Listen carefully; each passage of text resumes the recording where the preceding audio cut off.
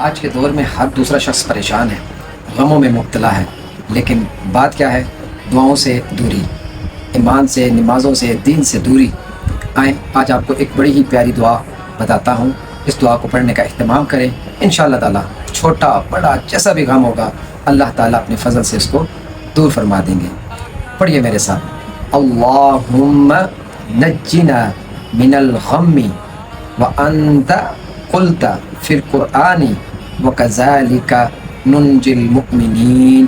اے ہمارے پیارے اللہ، ہم سب کو غم سے نجات دیجیے۔ آپ نے قرآن پاک میں فرمایا ہے ہم مومنوں کو غم سے نجات دیتے ہیں۔